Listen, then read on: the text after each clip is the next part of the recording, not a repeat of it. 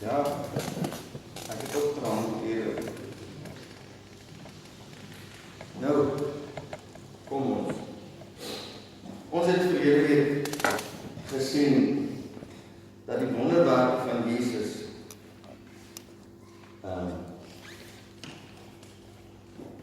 jy moet my help in twee kategorieë verdeel word. Sorry, ek dink daarvoor is nou een, laat ek maar vir julle lees. Die gewone wonderwerke wat almal kon gedoen het en die wat slegs deur die Messias gedoen kon word. Die eerste een wat ons verlede week na gekyk het, is die genesing van 'n melaatse man. Ons het gesien dat Jesus weer 'n observasieperiode gegaan het. Once he did the miracle, you will remember that afterwards they were gathered in a place in a house in a place by the name of Capernaum, and it was filled with what? It was filled with the Pharisees and the doctors of the law. Hierdie ouens moes kom en Jesus kom ondersoek. They had to go through an observation period because it was only the Messiah that could heal a man with leprosy. A Jewish man with leprosy. Nou, hierdie Fariseërs het almal daar gesit en gekyk en gesien wat Jesus gedoen het. Maar tussen die genesing van die melaatse man en die tweede messiaanse wonderwerk was alles wat Jesus gedoen het ondersoek. Die Fariseërs was daar. Hulle kom kyk. En aan hom is toe nou vra, want dit is die tweede periode, is die ondervragings, the interrogation period. En hulle het hom vrae gevra en hy was ondersoek op alle gebiede deur die Fariseërs en die wetsgeleerdes, the people of the law. En hulle het agtergekom dat Jesus nie beweeg word deur hulle oordeele nie, deur hulle gevoelens nie. Inteendeel, hy het heeltemal teenstrydig met die Fariseërs en die wetsgeleerdes opgetree. Hy het hom nie aan hulle autoriteit onderwerp nie. Sy lering was die meeste van die tyd in direkte kontras met die van die Fariseërs as gevolg van hulle interpretasie van die wet van Moses. Nou kom ons by die tweede messiaanse wonderwerk. Wat was dit? Dit was die blinde stom man wat van die duiwel besete was. Wat Jesus gekom het en toe die demoon uitgedryf het. Nou, hoekom was dit nou so anders? Nou, ek gaan vir julle 'n klompie skrifte lees voordat ons by die een kom wat ons nou gaan op die skerm sien, maar nie nou nie. Matteus 12 vers 1, en daardie tyd het Jesus op die Sabbat deur die gesaaides geloop. En sy disippels het honger geword en are begine pluk en eet. Nou onthou, dis op die Sabbat. Maar toe die Fariseërs dit sien, nou onthou, Jesus was nou onder observasie en ondervraag. Maar toe die Fariseërs dit sien, sê hulle vir hom, kyk, die disippels doen wat nie geoorloof is om op die Sabbat te doen nie. Nou, dink jouself in, Jesus wandel, hy is deur die gesaaides, maar die wetsgeleerdes en die Fariseërs loop hom met valkoe en dop om te sien wat hy gaan doen. Verder, Matteus 12 vers 6. Nou, hulle het sekere dinge gedoen en hy sê vir hulle, een wat groter is as die tempel is hier. Hy sê vir hulle wie hy is. In Matteus 12 vers 9, en hy het daarvandaan weggegaan en in hulle sinagoge gekom. En daar was 'n man met 'n verdorde hand. Waar is ek nou heen? En daar was 'n man met 'n verdorde hand. En hulle het hom gevra en gesê, is dit geoorloof om op die Sabbat gesond te maak? Sodat hulle hom sou kon aankla. Onthou nou, daar was die ondersoekperiode en ons is nou in die ondervragingsperiode. Matteus 12 vers 14, daarop het die Fariseërs uitgegaan en saam raad gehou teen hom, sodat hulle hom sou kon ombring. Matteus 12 vers 15, toe Jesus dit bemerk, het hy daarvandaan weggegaan en groot menigtes het hom gevolg. En hy het hulle almal gesond gemaak. En dan kom ons by 12 vers 22. Nou, Toe het hulle 'n duiwelbesetene wat blind en stom was, na hom gebring. Wie het hom gebring? Die Fariseërs en die wetgeleerdes.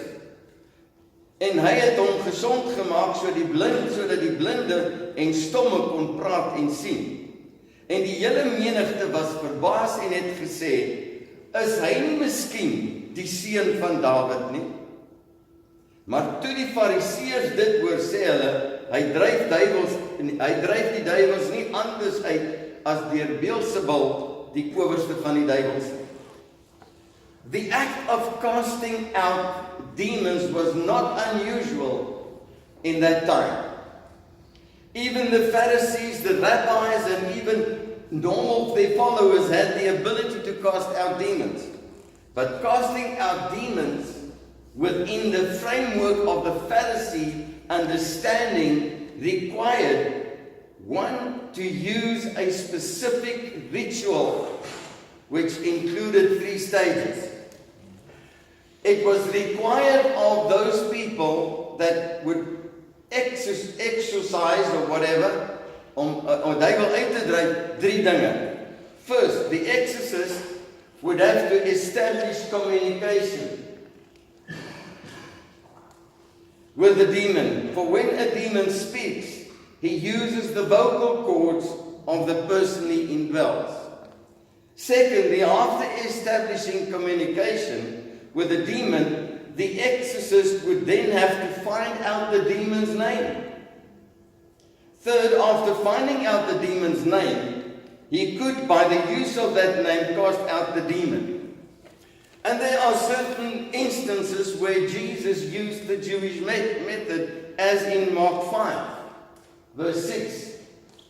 And when he saw this demon-possessed man, when he saw Jesus afar off, he ran and worshipped him, and cried with a loud voice and said, what is it to me, and to you, Jesus, Son of the Most High God?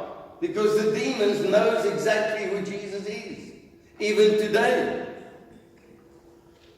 I adjure you by God not to torment me. For he said to him, come out of the man, unclean spirit. And he asked him, what is your name? And he answered, saying, my name is Legion, for we are many. Jesus used the method. He asked the demon. He established communication. And he asked the demon, hy vra vir die demoon, wat is jou naam? En die antwoord is, my naam is Legio, want ons is baie. However, there was one kind of demon against which that method was powerless. And that was the kind of demon that would cause the control person to be dumb or mute. And because he could not speak, there was no way of establishing communication with this kind of demon. No way of finding out the demon's name. So, the demon that would be in a person that causes him to be dumb or mute could not speak because he cannot use the man's voice. So within the framework of Judaism,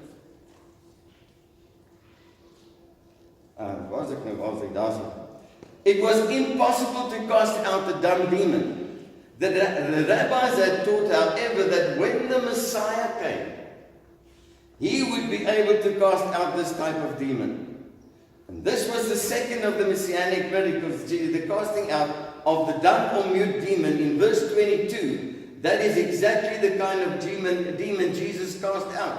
Matthew 12:22. Then one who had been demon-possessed was brought to him blind and dumb, and he healed him, so much so that the blind and dumb ones both spoke and saw. And all the people were amazed. Ons het nou in Afrikaans gelees.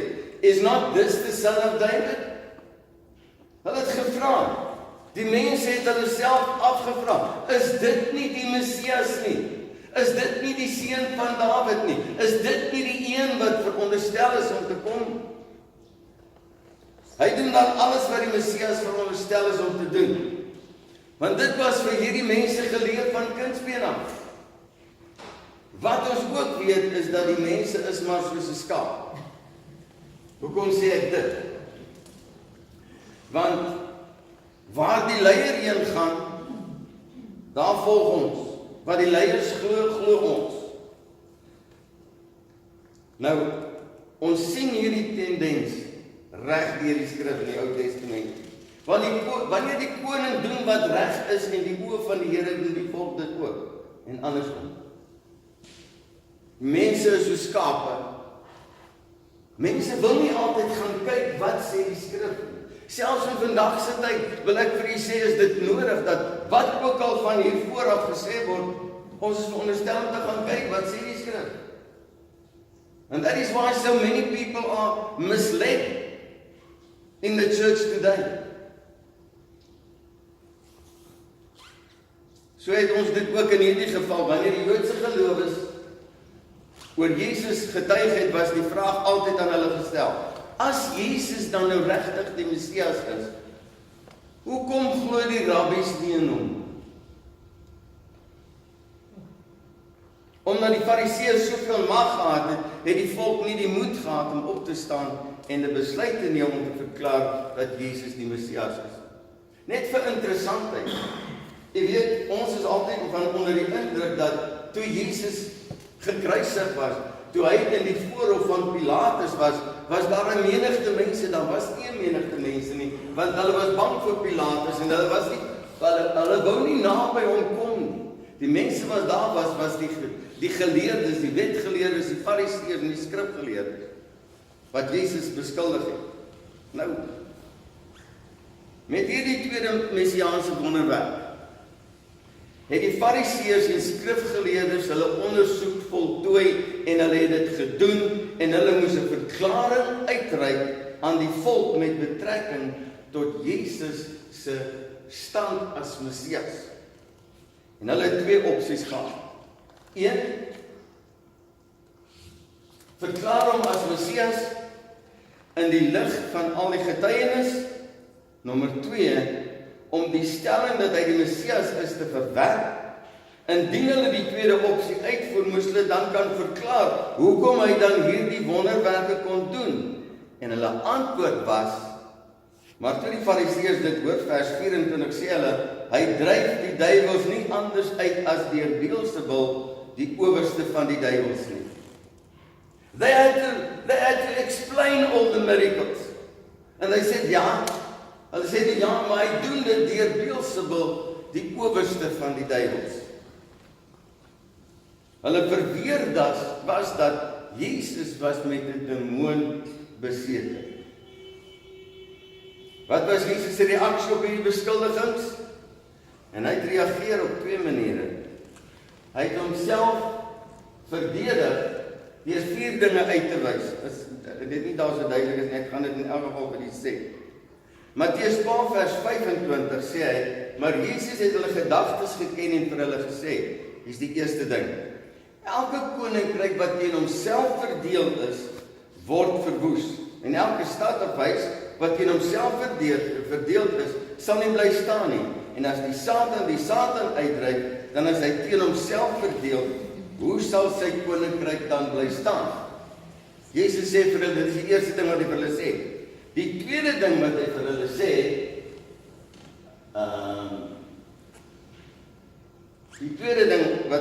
sê, hy sê, en as ek deur Beelzebul die duiwels uitdryf, deur wie dryf julle seuns dit uit? Daarom sal hulle julle regters wees. Maar as ek, en hier is die derde ding, maar as ek deur die Gees van God die duiwels uitdryf, dan het die koninkryk van God by julle gekom. Of hoe kan iemand in die huis van 'n sterk man ingaan en sy goed roof? En hier is die vierde ding wat hy vir hulle sê. Dat as hy nie eers die sterk man, ek het hom mis, terug.